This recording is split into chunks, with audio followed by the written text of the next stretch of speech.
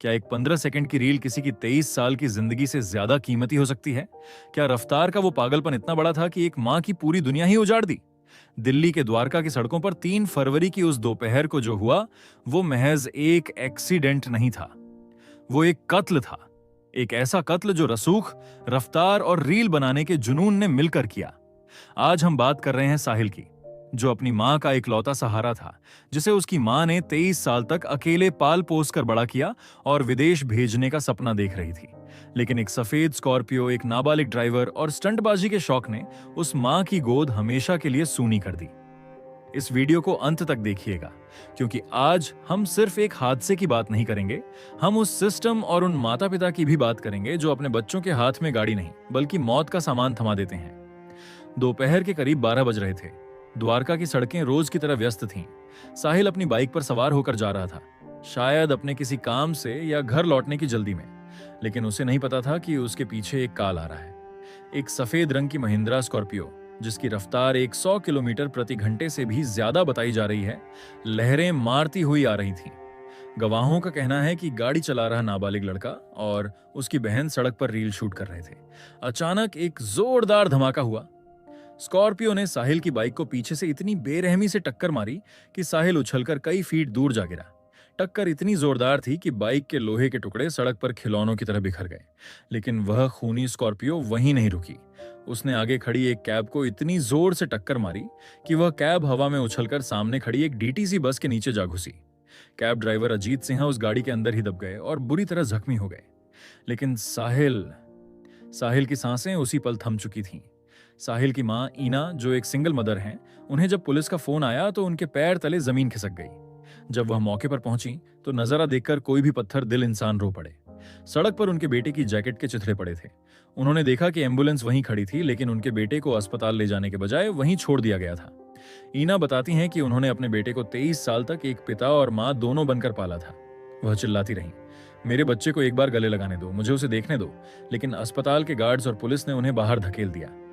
जिस बेटे को वह कुछ ही दिनों में बेहतर भविष्य के लिए विदेश भेजने वाली थी, उसकी लाश उनके सामने एक प्लास्टिक के पैकेट में लिपटी हुई थी। यह एक मां की बेबसी की वो पराकाष्ठा थी जिसे शब्दों में बयान करना नामुमकिन है। अब बात करते हैं उस आरोपी की। शुरुआत में पुलिस ने उसे 19 साल का बताया, लेकिन कागजों में वह 17 साल का नाबालिग निकला। ईना का सबसे बड़ा सवाल उन माता पिता से है जिन्होंने उस लड़के के हाथ में गाड़ी दी। उस स्कॉर्पियो पर पहले से ही ओवर स्पीडिंग के 13 चालान पेंडिंग थे। इसका मतलब है कि वह लड़का और उसका परिवार आदतन अपराधी थे जो नियमों की धज्जियां उड़ाते थे। हैरानी की बात देखिए, जहां एक तरफ साहिल का परिवार मातम मना रहा था, वहीं 10 फरवरी को उस नाबालिग आरोपी को उसके 10वीं के बोर्ड एग्जाम देने के लिए जमानत दे दी गई। ईना का आरोप है कि रईस घर के ये बच्चे और उनके बाप समझते हैं कि पैसों के दम पर वे किसी की भी जान ले सकते हैं और कानून उनका कुछ नहीं बिगाड़ पाएगा। ये कहानी सिर्फ साहिल की नहीं है, ये उन हजारों बेगुनाहों की है जो हर रोज सड़क पर ऐसे रीलबाज और स्टंटबाज ड्राइवरों का शिकार होते हैं। पुलिस ने धारा 281 और 106(1) के तहत केस तो दर्ज किया है, लेकिन क्या वो 13 चालान कटने के बाद भी गाड़ी न जब्त करने वाले अधिकारियों पर कोई कार्रवाई होगी? क्या उन माता पिता को जेल होगी जिन्होंने एक नाबालिग के हाथ में मौत की मशीन थमा दी? साहिल की मां आज अकेले लड़ रही हैं।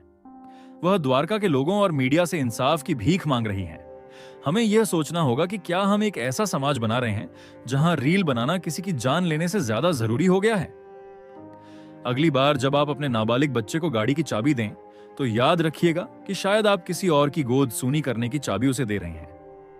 हादसे के बाद पुलिस की कार्रवाई पर कई सवाल उठ रहे हैं। सबसे बड़ा सवाल उस जुवेनाइल जस्टिस एक्ट पर है, जिसका फायदा अक्सर अपराधी उठाते हैं। ईना, साहिल की मां, का गला भर आता है जब वह कहती हैं कि अगर वह लड़का गाड़ी चलाने के लिए, रील बनाने के लिए और किसी की जान लेने के लिए काफी बड़ा था, तो सजा के वक्त वह बच्चा कैसे हो गया? भारतीय न्याय संहिता BNS की धारा 106(1) के तहत लापरवाही से मौत के मामले में सजा का प्रावधान तो है, लेकिन जब अपराधी नाबालिग हो तो मामला जुवेनाइल बोर्ड के पास चला जाता है। यहां समाज को सोचना होगा, क्या 17 साल की उम्र में किसी को यह नहीं पता होता कि 100 की रफ्तार पर गाड़ी चलाना मौत को दावत देना है? क्या बोर्ड एग्जाम देना किसी की जान लेने से ज्यादा बड़ा अधिकार है? जहां साहिल की पूरी जिंदगी की मार्कशीट 0 हो गई, वहां कातिल को पेन और पेपर थमाकर भविष्य बनाने का मौका दिया जा रहा है। इस केस में एक और कड़वा सच सामने आया है, अमीर बाप की औलाद होने का घमंड।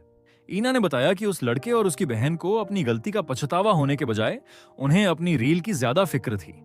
हमारे समाज में एक नई बीमारी फैल रही है जिसे सोशल मीडिया वैलिडेशन कहते हैं। सड़क पर स्टंट करना, तेज गाड़ी भगाना और उसे कैमरे में कैद करना अब बहादुरी माना जाने लगा है। साहिल की मां का एक एक शब्द दिल को चीर देता है जब वह कहती हैं, इन लोगों को लगता है कि पैसे के दम पर ये कुछ भी कर सकते हैं। उस स्कॉर्पियो पर पेंडिंग 13 चालान इस बात का सबूत है कि प्रशासन की नाक के नीचे कानून की धज्जियां उड़ाई जा रही थीं। अगर पुलिस ने उन 13 चालानों के बाद ही गाड़ी जब्त कर ली होती तो शायद आज साहिल जिंदा होता। ये सिस्टम की वो नाकामी है जिसकी कीमत एक बेगुनाह को चुकानी पड़ी। साहिल कोई मामूली लड़का नहीं था, वह अपनी मां की पूरी कायनात था।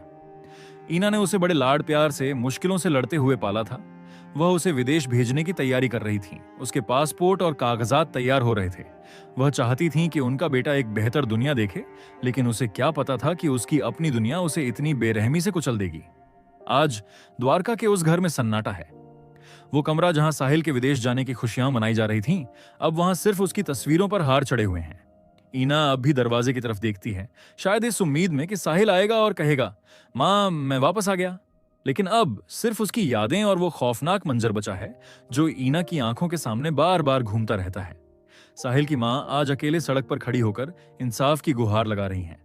वह द्वारका के लोगों से, मीडिया से और हम सबसे एक ही सवाल पूछ रही हैं, क्या मेरा बेटा वापस आएगा? और अगर नहीं तो क्या उसके कातिल खुलेआम घूमेंगे? ये वीडियो सिर्फ एक न्यूज रिपोर्ट नहीं है, ये एक चेतावनी है। अगर आज हम साहिल के लिए आवाज नहीं उठाएंगे तो कल सड़क पर अगला नंबर हमारा या हमारे किसी अपने का हो सकता है। ये लड़ाई सिर्फ एक एक्सीडेंट की नहीं है, ये उस मानसिकता के खिलाफ है जो सड़क को रेसिंग ट्रैक और इंसानी जान को कचरा समझती है। गाड़ी चलाते वक्त सिर्फ अपनी रील मत देखिए, सामने वाले का परिवार भी देखिए। माता पिता से गुजारिश है कि अपने बच्चों को स्टेटस सिंबल के लिए गाड़ी न दें, बल्कि उन्हें जिम्मेदारी और कानून का सम्मान सिखाएं। साहिल के परिवार को न्याय दिलाने के लिए इस आवाज को दूर तक पहुंचाइए। कमेंट्स में अपनी राय जरूर दें। क्या आपको लगता है कि ऐसे मामलों में नाबालिग अपराधियों के माता पिता को भी जेल की सजा होनी चाहिए? क्या 13 चालान के बाद भी गाड़ी सड़क पर होना पुलिस की मिलीभगत नहीं है? साहिल की आत्मा की शांति के लिए प्रार्थना करें और इंसाफ की इस जंग में सहभागी बने। हादसे के वक्त वहां कई लोग मौजूद थे। कुछ लोग मदद के लिए दौड़े, लेकिन कई ऐसे भी थे जो अपने फोन निकालकर वीडियो बना रहे थे। क्या हम इतने संवेदनहीन हो चुके हैं कि किसी की तड़पती हुई जान से ज्यादा हमें अपने सोशल मीडिया का कंटेंट प्यारा है? साहिल की मां ने बताया कि हादसे के 1 घंटे बाद उन्हें जानकारी मिली। उस 1 घंटे में साहिल सड़क पर पड़ा रहा। अगर उसे वक्त पर सही इलाज मिल जाता तो शायद आज कहानी कुछ और होती। यही नहीं, एम्बुलेंस के वहां होने के बावजूद साहिल को तुरंत बड़े अस्पताल क्यों नहीं ले जाया गया? क्यों एक मां को अपने बेटे के शव के लिए गार्ड से लड़ना पड़ा? यह हमारे सिस्टम की उस सड़ी हुई परत को दिखाता है जहां गरीब या आम आदमी की जान की कोई कीमत नहीं है, बस कागजों का पेट भरने के लिए खाना पूर्ति की जाती है। इस पूरी घटना में सबसे बड़ा विलेन वो नाबालिग लड़का नहीं बल्कि उसके माता पिता हैं। एक 17 साल का बच्चा खुद से स्कॉर्पियो जैसी भारी गाड़ी नहीं खरीद सकता। उसे चाबी उसके पिता ने दी थी। उन पिता को पता था कि उनकी गाड़ी पर पहले से ही 13 चालान है। उन्हें पता था कि उनका बेटा बिना लाइसेंस के तेज रफ्तार में गाड़ी चलाता है, फिर भी उसे नहीं रोका गया। कानूनी जानकारों का मानना है कि ऐसे मामलों में विकरस लायबिलिटी यानी माता पिता की जिम्मेदारी तय होनी चाहिए। जब तक उन माता पिता को सलाखों के पीछे नहीं भेजा जाएगा जो अपने बच्चों की हर जिद और हर गलती को शाह देते हैं, तब तक साहिल जैसे नौजवान सड़कों पर दम तोड़ते रहेंगे। क्या उन 13 चालानों का जुर्माना भरना ही काफी था? क्या प्रशासन को तब समझ नहीं आया कि यह गाड़ी एक चलता फिरता बम है?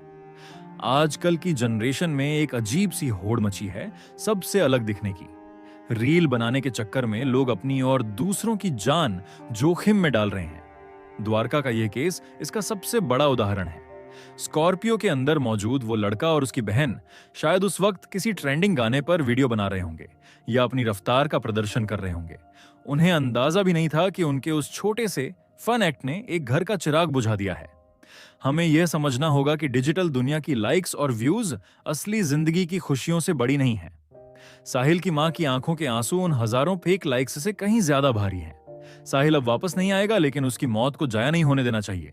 द्वारका के लोग अब एकजुट हो रहे हैं, मोमबत्तियां जल रही हैं, पोस्टर लग रहे हैं और सोशल मीडिया पर #जस्टिस फॉर साहिल ट्रेंड कर रहा है। लेकिन क्या यह काफी है? हमें मांग करनी होगी कि नाबालिगों द्वारा किए गए ऐसे जघन्य अपराधों में उन्हें वयस्कों, एडल्ट्स की तरह ही सजा मिले। जिस गाड़ी पर 1 से ज्यादा ओवर स्पीडिंग के चालान हो, उसका रजिस्ट्रेशन तुरंत रद्द किया जाए। गाड़ी के मालिक, पिता / अभिभावक, पर भी गैर इरादतन हत्या का मामला चले। साहिल की मां की वो आवाज हम याद रखिएगा। प्लीज अपने बच्चों को बचाइए। वह सिर्फ अपने लिए नहीं, आपके और हमारे बच्चों के लिए भी लड़ रही हैं। वह नहीं चाहती कि कल कोई और मां सड़क के किनारे अपने बच्चे की जैकेट के चिथड़े ढूंढती फिरे। इस वीडियो को इतना शेयर कीजिए कि यह उन अधिकारियों तक पहुंचे जो फाइलों पर सो रहे हैं, उन माता पिता तक पहुंचे जो अपने बच्चों को बेलगाम छोड़ देते हैं, और उस सिस्टम तक पहुंचे जो जमानत को इंसाफ से ऊपर रखता है। साहिल, तुम चले गए, पर तुम्हारी ये लड़ाई हम हारने नहीं देंगे। इस कहानी का सबसे कड़वा अध्याय तब शुरू होता है जब हम देखते हैं कि कैसे सिस्टम रसूखदारों के आगे घुटने टेक देता है। साहिल की मां ईना का आरोप है कि हादसे के बाद आरोपी के परिवार की तरफ से कोई पछतावा नहीं दिखाया गया, बल्कि उनके व्यवहार में एक अजीब सी अकड़ थी। वो अकड़ जो पैसे और ऊंची पहुंच से आती है। क्या हमारे देश में न्याय का तराजू इस बात पर झुक जाता है कि आरोपी की गाड़ी कितनी बड़ी है और उसका बैंक बैलेंस कितना भारी है? ईना कहती हैं, उन्हें लगता है कि वे सड़क पर कुछ भी फन कर सकते हैं और पैसे के दम पर बच जाएंगे। ये सिर्फ एक मां का दर्द नहीं, बल्कि उस हर आम नागरिक का डर है जो रोज सड़क पर निकलता है। जब आरोपी को बोर्ड परीक्षा के नाम पर महज चंद दिनों में जमानत मिल गई, तो यह उस हर बेगुनाह के जख्मों पर नमक छिड़कने जैसा था जिसने अपना सब कुछ खो दिया है।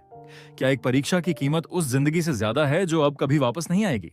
सोशल मीडिया का डार्क साइड और पेरेंटिंग की हार, हमें उस रील कल्चर पर भी बात करनी होगी जिसने हमारी युवा पीढ़ी को अंधा कर दिया है। आज के युवा अपनी पहचान सड़क की रफ्तार और कैमरे के फिल्टर्स में ढूंढ रहे हैं, लेकिन असली गुनहगार वो माता पिता हैं जो अपने बच्चों की हर जिद के आगे आत्मसमर्पण कर देते हैं। 17 साल की उम्र में स्कॉर्पियो की चाबी देना प्यार नहीं, बल्कि अपने बच्चे को एक अपराधी बनाने की पहली सीढ़ी है। अगर उन 13 चालानों के बाद पिता ने अपने बेटे को डांटा होता, गाड़ी की चाबी छीन ली होती, तो शायद आज साहिल अपने घर में चाय पी रहा होता। यह क्रिमिनल नेग्लिजेंस, आपराधिक लापरवाही है। समाज को अब यह मांग उठानी होगी कि अगर कोई नाबालिग गाड़ी से किसी की जान लेता है तो गाड़ी के मालिक को बराबर का अपराधी माना जाए और उसे भी उतनी ही सख्त सजा मिले। साहिल एक जिंदा दिल लड़का था। वह अपनी मां की पूरी दुनिया था। ईना बताती हैं कि साहिल के बिना उनका घर अब सिर्फ 4 दीवारें रह गया है। वह जिस बेटे को विदेश भेजने के सपने देख रही थी, आज उसकी यादों के सहारे अपनी जिंदगी के दिन काट रही हैं। हादसे वाली जगह पर अब भी लोग रुकते हैं। वहां की टूटी हुई दीवार और सड़क के निशान उस खौफनाक मंजर की गवाही देते हैं। कैब ड्राइवर अजीत सिंह, जो इस हादसे में बुरी तरह घायल हुए, आज भी बिस्तर पर हैं। उनके परिवार के पास इलाज के पैसे नहीं हैं। यह एक चेन रिएक्शन है। एक अमीरजादे की जिद ने न सिर्फ साहिल को मारा, बल्कि एक कैब ड्राइवर के परिवार को भी भुखमरी की कगार पर ला खड़ा किया। लेकिन क्या उस स्कॉर्पियो वाले परिवार को इसका अंदाजा भी है? ये वीडियो सिर्फ एक दुखद घटना का ब्यौरा नहीं है, ये दिल्ली पुलिस और सरकार के लिए एक वेकअप कॉल है। हमें ऐसे सख्त कानूनों की जरूरत है जहां हिट एंड रन और लापरवाही के मामलों में नाबालिग होने का बचाव खत्म किया जाए, खासकर तब जब अपराध जघन्य हो। चालान का असर, अगर किसी गाड़ी पर 3 से ज्यादा ओवर स्पीडिंग के चालान हैं, तो उस गाड़ी को तुरंत ब्लैकलिस्ट किया जाना चाहिए।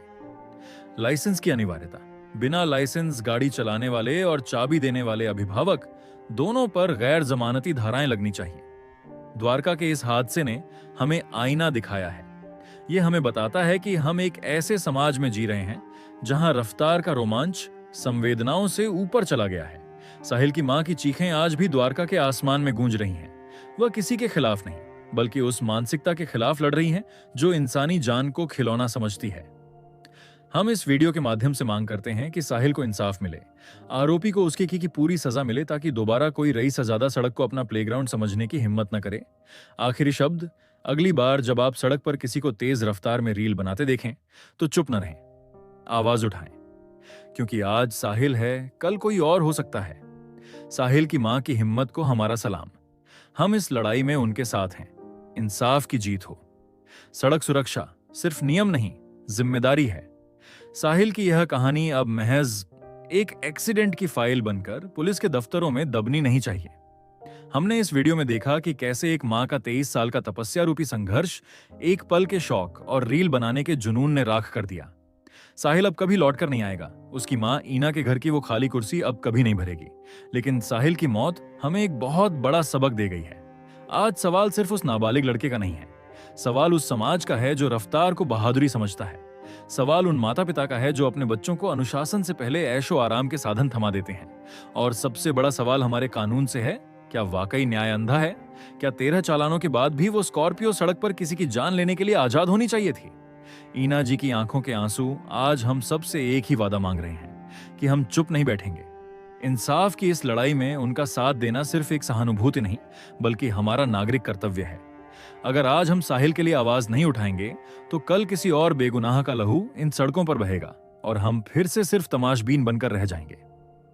हम मांग करते हैं कि प्रशासन इस मामले में नजीर पेश करने वाली कार्रवाई करे, नाबालिगों के हाथों में गाड़ी देने वाले अभिभावकों पर सख्त से सख्त शिकंजा कसा जाए और सड़क सुरक्षा के नियमों को सिर्फ कागजों तक सीमित न रखा जाए।